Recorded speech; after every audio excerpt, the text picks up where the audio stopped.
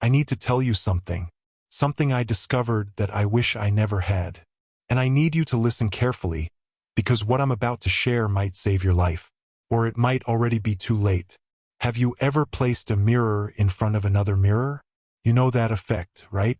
Those infinite reflections stretching into forever, getting smaller and smaller until they disappear into darkness. It's fascinating, almost hypnotic. But there's a reason why it feels wrong to stare into that infinite void for too long. Because something stares back. What happened to me changed everything. And I'm sharing this as a warning. If you're interested in more stories like this, stories that will disturb you long after you finish watching, subscribe to this channel. But I'm telling you right now, this isn't for everyone. What you're about to hear will make you look at mirrors differently. Forever. So let me tell you what happened. Let me tell you why you should never, ever place a mirror in front of another. It started 3 months ago. I moved into an apartment in a small town upstate. The kind of place where everyone knows everyone, where nothing ever happens. The rent was cheap. Too cheap, honestly. But I needed a place fast, and I wasn't in a position to be picky. The apartment was old. Really old. The kind of building that creaks at night, where the pipes groan like they're in pain, where the walls seem to absorb sound instead of reflecting it. Everything felt heavy there. The air, the silence, even the light coming through the windows seemed dimmer than it should be. But the strangest thing was the bathroom. It was small, cramped, with yellowed tiles and a rust-stained sink. There was a large mirror mounted on the wall above the sink. Nothing unusual about that. But there was also a medicine cabinet built into the wall on the opposite side. And when you opened that cabinet, there was another mirror on the inside of the door. The first time I opened it, I saw it. The effect. The infinite reflections. My face repeated endlessly into the distance, getting smaller and darker with each reflection, disappearing into a void that seemed to go on forever. I stood there for a moment staring. It was mesmerizing, almost beautiful in a way. But there was something else too. Something that made my stomach twist. Felt like I was looking into a tunnel.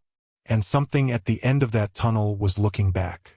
I closed the cabinet quickly. Told myself I was being ridiculous. It was just mirrors. Just light bouncing back and forth. Nothing more.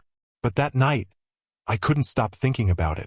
I lay in bed, staring at the ceiling, and I kept seeing those reflections in my mind.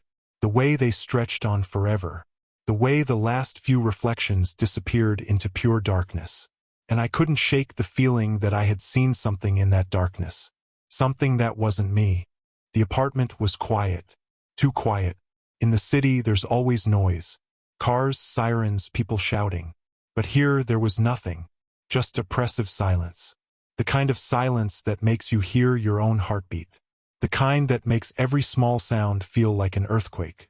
Around 2 in the morning, I heard something. Footsteps. Soft, careful footsteps coming from somewhere inside the apartment. I froze. I lived alone. The door was locked. There was no one else here. The footsteps stopped. I waited, holding my breath, listening. Nothing. Just that terrible silence again.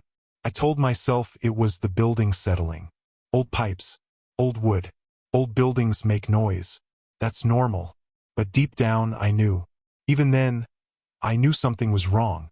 I just didn't know how wrong yet. The next morning, I went into the bathroom and the medicine cabinet was open. I know I had closed it the night before. I know I did. But there it was, hanging open, the mirror inside perfectly aligned with the mirror on the wall, creating that infinite tunnel again. I stared into it. And this time I saw something. One of the reflections, maybe the 5th or 6th one back, was delayed. Just by half a second. I moved my hand, and all the reflections moved with me. Except that one. It moved just a moment later. I blinked hard, rubbed my eyes. It must have been a trick of the light. A lag in my perception. I closed the cabinet and walked away. But I couldn't shake the image from my mind. That delayed reflection. That half-second difference. Felt like something was learning. Learning how to be me. The next few days were worse. I started noticing more discrepancies. Small things at first. A reflection that smiled when I wasn't smiling. One that turned its head slightly before I turned mine. One that blinked out of sync.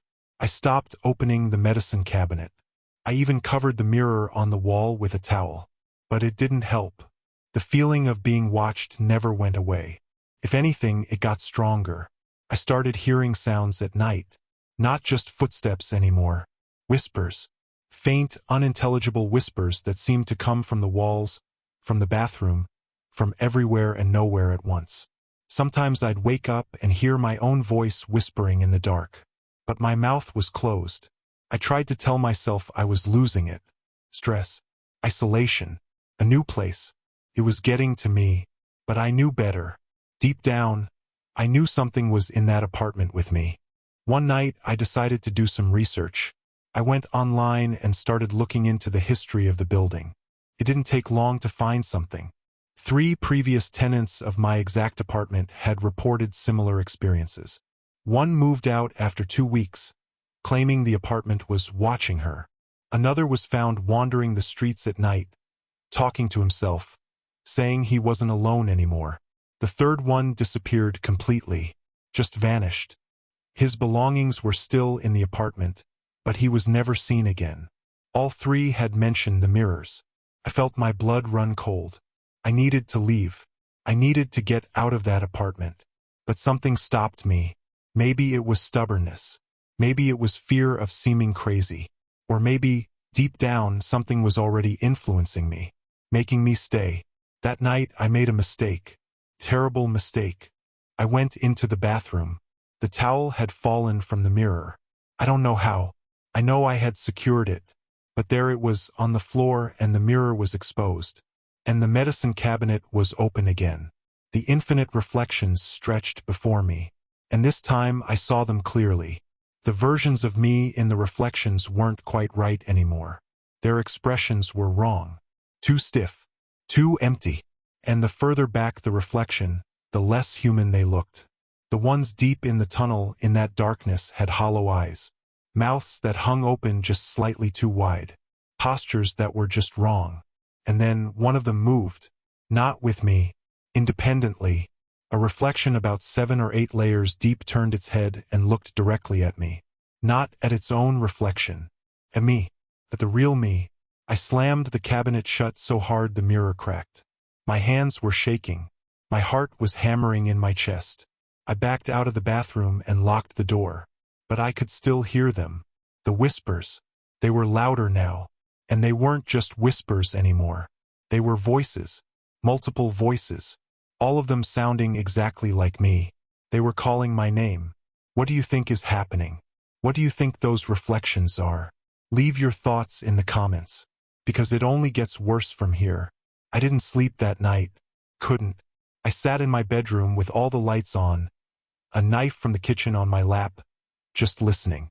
The voices continued through the night. Sometimes whispering, sometimes louder, sometimes laughing. Always with my voice. Around 4 in the morning, the voices stopped. The silence that followed was somehow worse. I waited, barely breathing, straining to hear anything. Nothing. Just that awful, oppressive silence. Then I heard the bathroom door unlock. I know I had locked it. I know I did.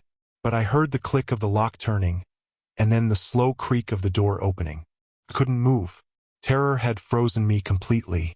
I just sat there, staring at my bedroom door, waiting. Footsteps in the hallway. Slow, deliberate footsteps, coming toward my room. And then I saw it. Standing in my doorway was a person. Someone who looked exactly like me. Same height, same build, same face. But something was wrong with the way it moved. Too stiff. Too mechanical. Like someone learning how to move a human body for the first time. It stood there, staring at me with empty eyes. Not blinking. Not breathing. Just staring. I tried to speak, but nothing came out. My throat had closed up completely. The thing tilted its head, and its mouth slowly curved into a smile. But it wasn't a human smile. It was too wide, too perfect, like a mask. Then I heard more footsteps behind it. More of them, more copies of me, emerging from the bathroom, from the hallway, from shadows I didn't even know existed. 5, 6, maybe more. All of them identical to me. All of them moving wrong. All of them staring. They didn't speak. They just watched. Studied. Like they were learning something. I did the only thing I could think of. I ran. I burst past them, shoving through the crowd of my own faces, and ran for the front door. I could hear them following. Not running.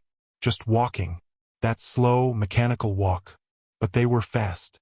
Too fast. I made it to the door, fumbled with the locks, got it open, and ran into the hallway. I looked back once. They were all standing in my doorway. All those versions of me, just standing there, watching me go. I ran to a neighbor's apartment and pounded on the door until someone answered. I must have looked insane. I was covered in sweat, shaking, gasping for air, trying to explain what had happened. The neighbor called the police. They went to my apartment to investigate. Everything was normal. The bathroom door was closed. The mirrors were intact. No sign of anyone else. The officers looked at me like I had lost my mind. They suggested I see a doctor. Get some rest.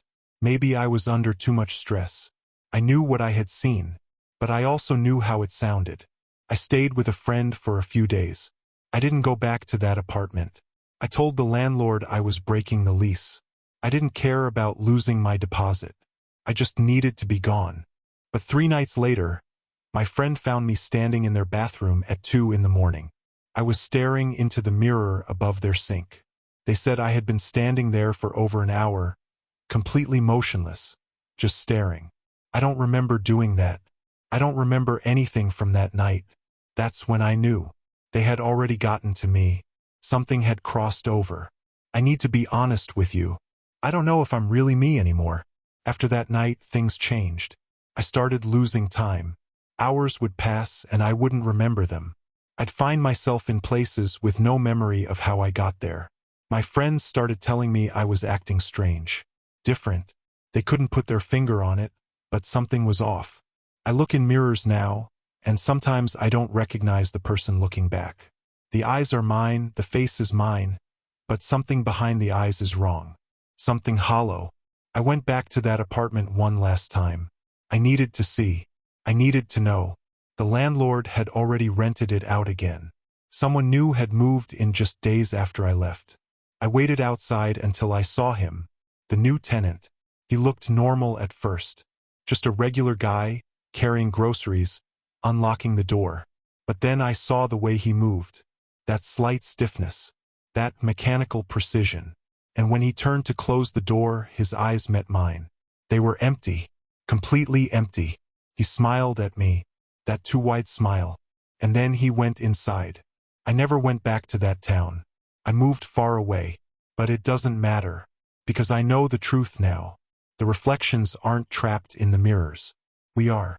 When you create that infinite tunnel between 2 mirrors, you create a doorway. And things come through.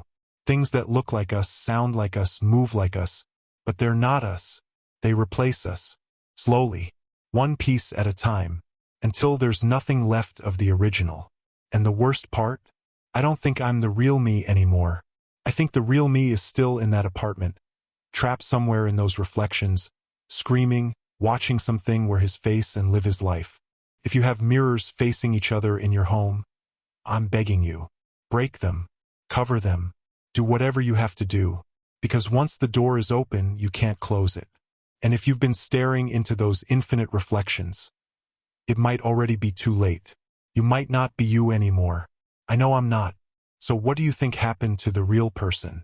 Is he still trapped somewhere in those reflections, watching his life continue without him? Or did something worse happen?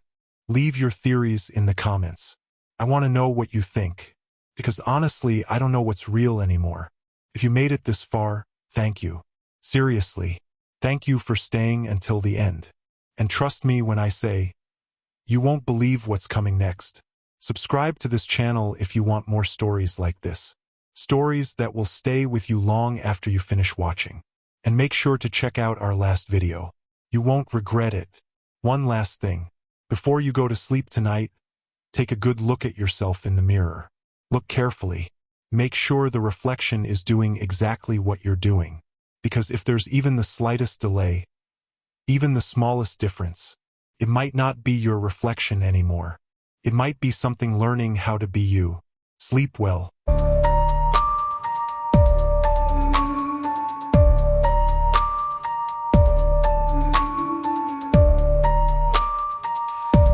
Mm-hmm.